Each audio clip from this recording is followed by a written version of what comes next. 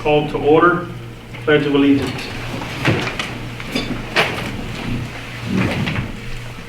I pledge allegiance to the flag of the United States of America and to the republic for which it stands, one nation, under God, indivisible, with liberty and justice for all.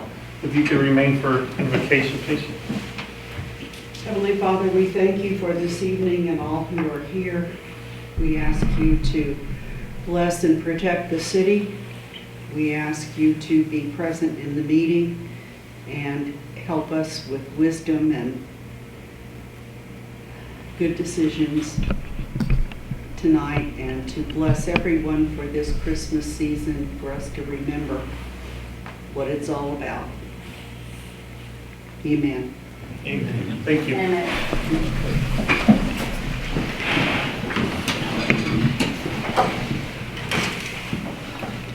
Roll call. Tracy Diohas, present. Tommy Hicks, present. George Juke, present. Linda Manuel is present. Mayor Mike Gonzalez present. Mr. Manuel is out. Citizen participation, there is none. Mayor and City Council comments. Ms. Tracy. No comment at this time. Mr. Tommy. Just that I felt like the Christmas parade went off pretty well. I saw a lot of enjoyment in the young kids as they were dancing up on underneath the pavilion and stuff like that. They enjoyed it, I think, because it was not a pressure type deal. It just flat enjoyment, and the meal was good. So enjoyed it. Mr. George. I enjoyed the parade. It was great. At the very end, though, I had candy left over, and I was giving it to the band girls, and wait a minute, what am I doing here? But that was great. It was a good thing. Miss Linda. I just want to thank everyone who helped with the parade. I do believe it was a success. Thank you, everyone. I have no comment at this time. Police Chief update. Does not have anything. I'm sorry. General business consent agenda, items 1 through 7. We can make a motion to pass at one time, or do we need to do them individually, Cody? Okay. All right. Item number 1, approval of City Council meeting minutes from November 17, 2022. Approval of previous month's bills paid and financial reports. Approval of investment report for prior quarter. Appointment of the following individuals to the City Complaint Review Board for a 1-year term: Andy Anderson, Minnie Slaughter, Laura Wright Wallace, Linda Pena Ortiz, Roxanne De Leon, Officer Christian Pena, with Investigator Nicolas Juarez as an alternate for the PD representative. Item number 5, appoint members of the Planning and Zoning Commission for a 2-year term as follows. Place 1, Michael Hyatt. Place 3, Amelia Kirtner. Did I say that right? Yes. And place 5, Laura Wright Wallace. Further appoint David Page to the vacant place number 2 for the remainder of that term, 1 year. Item number 6, appoint members of the Elmendorf Economic Development Corporation for a 2-year term as follows. Manuel DeSena, place 2, Elsa Martinez, place 4, Minnie Sauter, place 6. Item number 7, appoint members of the Tax Increment Reinvestment Zone number 3 Board of Directors for a 2-year term as follows. Minnie Slaughter, place 2, Howard Snoga, place 4. Further appointment, Amelia Kirtner in vacant place 1 and David Page in vacant place 5 for the remainder of those terms, 1 year. Is there a motion for 1 through 7? I'll make the motion to approve consent agenda items 1 through 7. I'll make the second. How many seconds? All in favor? Miss Linda, Yes, sir? you raised your hand or no? Yes. Okay. All 4. Any comments from anybody? All right. All 7 passed. Item number 8, general business individual consideration. Discuss and possible action regarding the selection of a contractor for the wastewater treatment plant coating project using CLFRF funding. What is that, is that the, It's the coronavirus Yep. local yeah, financial relief fund. So this is the money that was provided by the U.S. government through TDM that we got last year. We had budgeted to spend some of that money this year. We budgeted for this particular project $126,000 to coat the interior of the wastewater treatment plant, and we allocated an additional $83,000 to coat the exterior of the same plant should funding allow. We did have the bid opening. I'll let Gary kind of take over from there. He can kind of advise you what happened at the bid opening and what the amounts were. So we put this out to bid roughly a month ago, a little over a month ago. It was advertised in the Wilson County News and a platform called Civcast that we've been using. It's just a wider market, and we seem to get more bidders that direction. Unfortunately, on this one, we had a lot of plant holders, but for some reason, we only had one bid. We opened bids on Monday, December 12th. As I said, we only had one bid. Obviously, we prefer to have 3 or 4 or more so we can evaluate those. This contractor is familiar with the plant. They actually had provided Sean some budget numbers, I guess, last year whenever he was looking at how to budget this thing. So they're familiar with the plant. We had another contractor that was looking at it and came to the pre-bid meeting, but they emailed shortly before the bid opening and said they weren't going to get their bid turned in. So we have one bidder, Axis Industries. Their base bid, we broke this up into a few different options. Just we didn't know. It's hard bidding projects right now with inflation and uncertainty. Pricing has been high, so we tried to leave as much variability in there and options for the city to be able to pick and choose to make it fit the budget. But the base bid was the interior coating, and that came in at $132,500. We had an alternate bid for the exterior coating, and that came in at $84,000, and the total of that's $216,500. This coating said there was $209,000 budgeted. We had a couple of other alternate items in these still base and package plants. Whenever you go into rehab, basically they're coated right now, and they'll go in and bead blast down to bare metal. And we don't know what that's going to look like until they do it. So we had 2 additional alternates in the bid, just to competitively bid prepping metal if they come in and they bead blast it and find some rust or something that they need to repair. We have a cost for that on a square foot basis. And then we have a second alternate that is if there's any structural members that need to be actually cut out and replaced, we have a per ton price for the material and welding those materials in. We didn't put a quantity on those, we just put a quantity of 1 because we don't know if we're going to use them or not, but at least we have a quantity to go off of if something does come up. That kind of leads out into the last part of this, the last paragraph of my recommendation letter. We don't know if we're going to need those line items or not. So Cody and Sean and I talked on Monday about this, and we think it would be prudent to have at least 5 to 10% contingency that staff, Cody and Sean, could authorize if they bead blasted and something comes up and they need to repair it. We have a competitively bid price to do that work. The main reason we would ask y'all to consider that is if we contract with this contractor and we get him out there and we get past the next council meeting and we find out we have an issue, we have to wait until the next council meeting or call a special to possibly approve a few $100 repairs that Cody and Sean can administer. So if you want to, you could approve one of those budget items for a contingency. And I've had clients where, you know, the mayor and city administrator and the utility guy, utility superintendent need to agree before any of that money is spent. That's all up to you. You don't have to approve any contingency on the project, but I think it would be, this is a good project for that approach. But if you want to do that, we would need to know the percentage and then obviously awarding to Access Industries, and then who needs to approve if any of those funds are expended.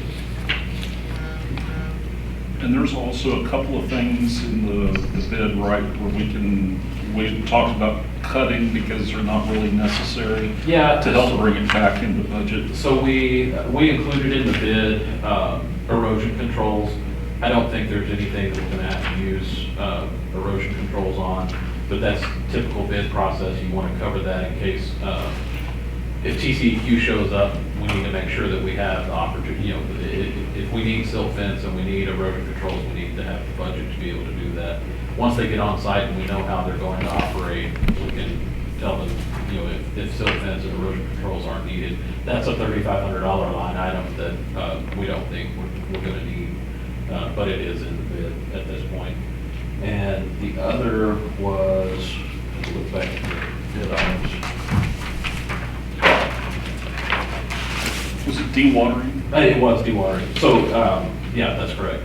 So I had a bid item in there, and basically it's just coordination and management of dewatering. So basically, this plan is set up, you have 2 trains. We're gonna take 1 train off, redo the coatings, and then move all the flow to the other one. Sean is comfortable that him and his staff can do that work without the contractor having to be involved, and that's a $3,000 line item there. So we think we can bring it very close. I think we'd be either $1,000 or it looks like $1,500 off of what the budgeted amount would be with Sean and his guys handling that portion of it. The way it is right now, it's competitively bid, so you'd have to award it for the full amount, and then we would change order those 2 items out whenever we know that they're not needed. Typically, we would wait until closer into the end of the project and not have very many change orders, hopefully. But that would be my recommendation, is award the full price, and then we'll manage and change order in or out, whatever needs to happen. But I think those 2 line items can bring us pretty close to the budget. And the contingency of 10% is going to be 21,600, or? That's correct. If you did the 10% contingency, it'd be 21,650, and if you did the 5%, it'd be 10,825. We talked about 5%. You know, it doesn't take much to spend $10,000 anymore, but you know, we know budgets are tight, so I think there needs to be some kind of budget there to work off of, but it's really up to what council is comfortable with. I don't know if Cody has a recommendation beyond that. Really what y'all are comfortable with. You know, I think we can get the base bid down around what we had originally intended. But I think either a 5 or a 10 contingency, just in case any of those rust spots or anything need to be patched and welded, would be prudent at this point. And we would still have the money to cover it. We may need to cover that in a future budget amendment to, you know, fully flesh it out, but we would have the money to do it. In the funds or the city's funds? It's probably going to be through the CLFRF funds, although we've got some of that set aside for the Casiano Waterline project. But I think there'll be enough, and if not, we do have significant funds in reserve that we can tap into. How long has it been since that was worked on? I'm sorry? How long has it been since anything was done to it? Probably when Sarah first put it in, which was around 2005. When they started home build? Yeah. It's probably gonna be 10%. Oh, yeah. You said there was more than 1 tank, correct, or train? There's 2 trains there today, yeah. One is enough to handle Okay. Yeah, the plant is permitted for 90,000 gallons, and the last data I've seen, and I guess I had asked Timothy or Sean about that, and they're running between 25 and 30,000 gallons a day. So not too much further in the future with homestead building houses. You're about to get over that 50% usage, but Yep. it's a good time Okay. to be able to take basins off. All right, is there a motion for 8? I'd like to make the motion that we accept the bid that we have. I guess that's from Axis. Axis. And then we would deal with the contingency at a later date. But I would say that we probably need to look at 10% as far as, approving that as well. And then budget the funds as we need to. Second? Second. Do you want to, who do you want to be able to approve the contingency? Does that need I to would be- say the contingency should be the mayor, Mike, Okay. with Cody's, or if Mike's not available, I'll step in, whatever we Okay, need to do that's to fine. make sure it gets done, so. Yeah. Just so we know who we need to get approvals It's from. following the normal purchase order procedures. Yeah, that's what I would think, is Okay. approve. Any questions from council? I didn't hear who made the second. Tracy? Tracy made it. Thank you. All right, all in favor? Aye. All four. Item number 9, discuss some possible action regarding the addition of David Flores to the list of authorized check signers on Wells Fargo bank accounts in absence of Roxanne De Leon. This may not be quite as critical as I thought whenever I asked for this item to be on here, because Roxanne is available sooner than thought, but it does not hurt to have a backup just in case. As y'all know, we have, all of our checks require 2 signatures, an elected official and a staff member. And there are 2 elected officials that are authorized and 2 staff members, myself and Roxanne, who are authorized for staff to sign on the checks. With one of us out, if something happens to the other, then we won't have one staff member there. So we felt the prudent thing was to put David on the list of authorized check signers, at least on a temporary basis, until Roxanne is back full-time. Motion for number 9. I make a motion to approve David Flores to the list of authorized check signers on the Wells Fargo bank accounts. I'll make the second. Any questions from council? Ms. Linda? No questions? All in favor? I actually prompted Cody to look into this. I questioned it. I didn't know if Roxanne would be, inconvenienced where she couldn't be available at any given time. And I just said that, it just makes sense to have somebody else help out, so. Yes. Agreed. All in favor for number 9? Aye. All 4. Item number 10, discuss some possible action regarding resolution 12-15-2022-1R, creating an Elmendorf Police Department Academy to Hire program. Now you get I'm turning that one over to you. All right, Mayor and Council, essentially, I have thought about something and I'll pass it over to Mr. Daly. So essentially what I'd like to do, I think it's the first time in history that we could sponsor a cadet to go to the academy, law enforcement academy, go through the program and graduate and have that individual hired with at least a 2-year term to give 2 years to the city of Elmendorf. I think it's very imperative, the way that things are now, that I think that's a good idea for us to do that. So, yeah, that's essentially what it is more sponsorship. How would that kind of work a little bit? Or Yes, sir, this is how it works. So essentially what happens is if y'all approve this, then I would select a candidate or a cadet that would like to be sponsored by Elmendorf PD or the city of Elmendorf. And then what we would do is portion of full pay their tuition and their gear or their uniform and some ammo for qualifications, to get certified and trainings and what have you. So it's like, I think it's a 7-month program. And anything else, like I said, it will come over here and assist us as well, as far as, maybe fine, whatever they need to do here to get the feel of PD, how the PD runs, how police work really, really is, like going out to patrol, and assisting, or ride-alongs, what have you, and do like filing, what have you. That is cool. Yeah, so I think it's the first time in history that if y'all pass this, it'll work, I believe. And they serve more or less like an internship? Yes, sir, before essentially. they get certified, right? Yes, sir, essentially, yes, essentially, that's the goal. That's our thought of the process, so I believe it'll work that way, yes, sir. I think it will work that way. I'll make it so. Do you have any idea what the estimated cost? Yes, sir, the estimated cost right now, after speaking with the director of the academy, which is a good friend of mine, it's about $3,500, Okay. roughly. That includes the tuition and the gear. That's correct, sir. We're talking high school, college?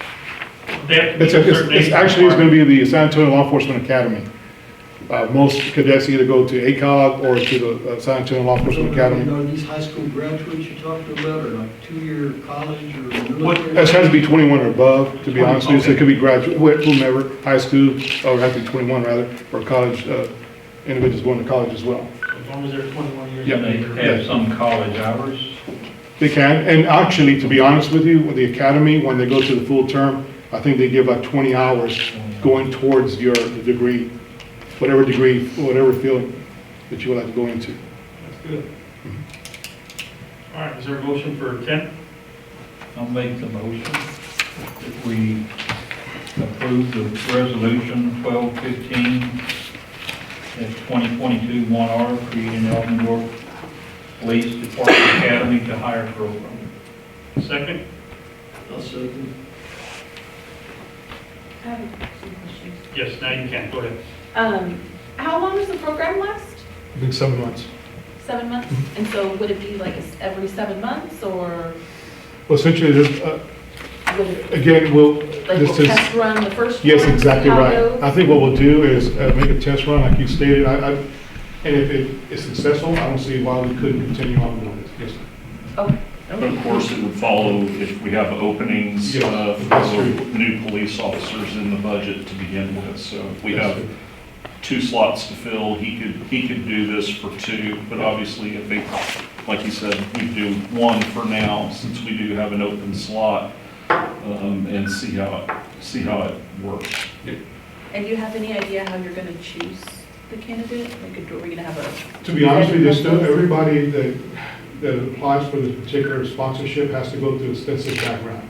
Just like if I were to hire a full-time officer, background checks, fingerprint, everything essentially goes exactly if you were going to be hired full-time. My goal is to hire a female officer. So I can, and pull from a pool of officers, and that's the goal. Because we essentially need a female officer. In fact, we need it desperately, a female officer here. So that being said, I can go, and anybody interested, right, like to apply, and then you have to go through the gamut of the process of that. If they pass it, then they're able to go to the academy. All right, all in favor? Thank you. Aye. All for? Thank you, Council. Yes, thank you, Okay. Thank you, Chief. Item number 11, discuss and possible action regarding approval of a plat for Musket, Elmendorf, in the Alamo Junction Rail Park. And this I'm going to turn over to Mr. Montgomery. So this is a portion of basically it's taking a portion of a platted lot that is in Alamo Junction. We've been talking to Musket for several months now. They've been working on their site. So they've turned in their plat. They're working on construction plans are under review right now with Bureau Veritas for their first phase. They'll have a second phase coming in fairly soon, from what I understand. The only caveat to this plat is our recommendation is to approve with condition. Basically, we're needing a connection line. If you remember back a few years, Univar built an extension to the water line into Alamo Junction, and they're being served off of that 16-inch line. Musket will tie into that same line, but that's a dead-end line, and it's all dedicated saws water. There's two reasons we want this line connected to Old Corpus Christi. One being, well, there's a few different reasons. One is it's a dedicated saws line, and we want to be able to connect in and use the well water from the city system off of Old Corpus Christi Road. The second real reason is for fire flow. They've done fire flow testing off of the 16-inch line. It won't meet the requirements for what Musket needs for their development. So they need about 1,700, I think it was 1,650 gallons per minute. And to be able to meet that, they're going to have to tie in the line. So the recommendation is to approve the plat with the condition that they build this loop line. We're in conversation with them and the Jezebel property, that it'll be a plat that will probably come to you, I think, in January.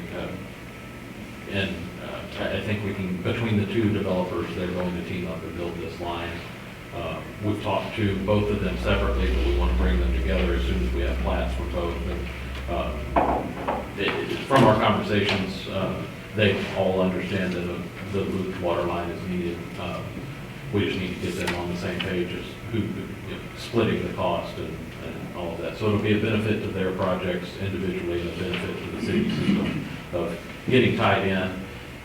The third real reason there is redundancy. So you would be connected into that 16-inch line, and you can serve Univar, the blended water from the city system now.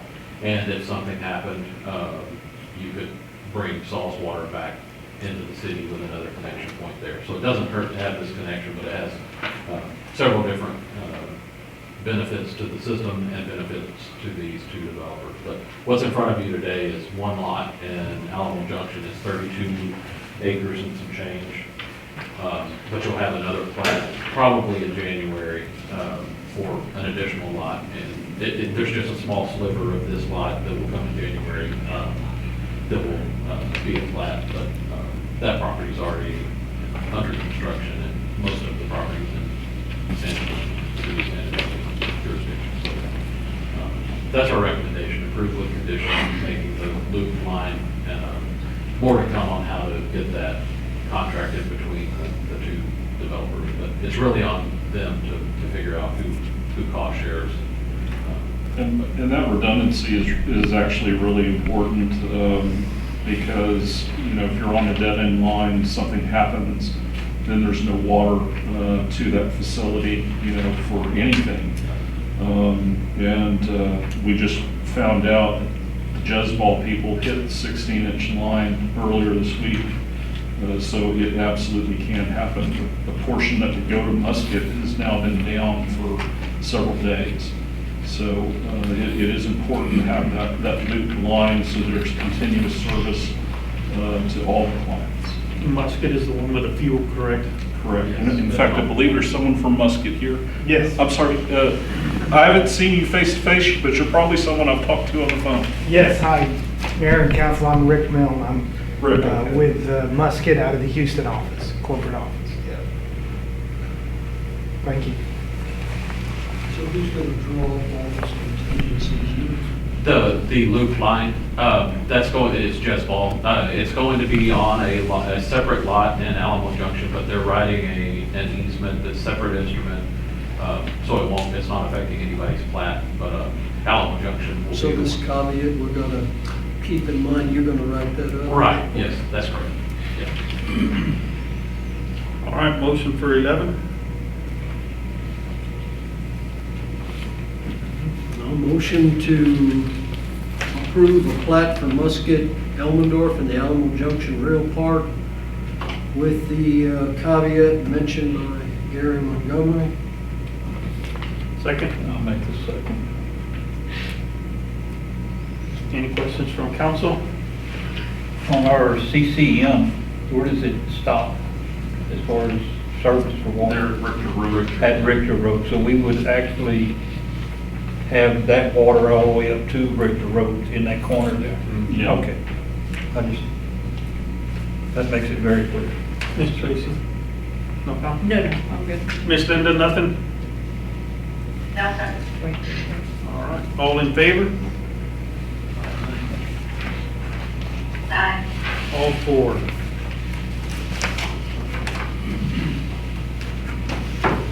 Item number 12, discussing possible action and consultation with the city attorney regarding pending or contemplated litigation. The foregoing item, number 12, is specifically identified for a potential closed session in accordance with TOMA Section 551.071, consultation with attorney.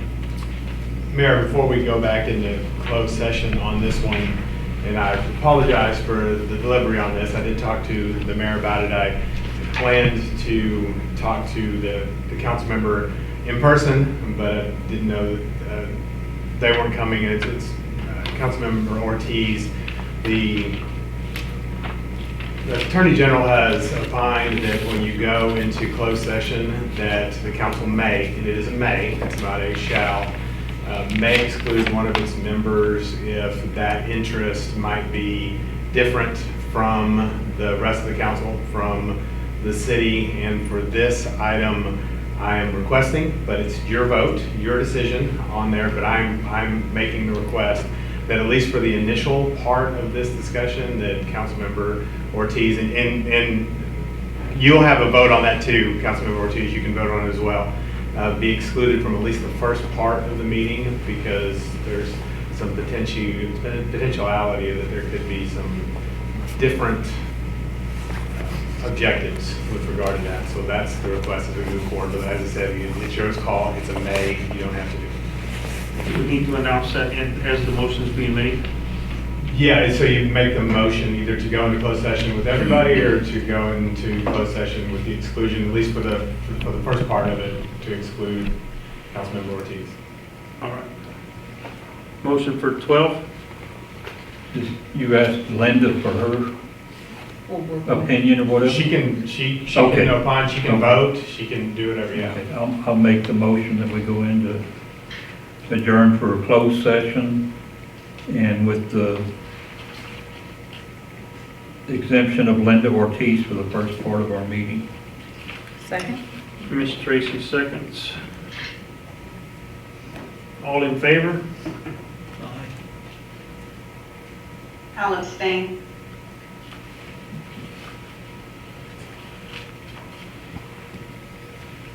So since she's on video, it'll take a little bit of time to move her in there anyway, so we can do that while that's being processed. Okay. I have 7:37 PM. Closed Thank session.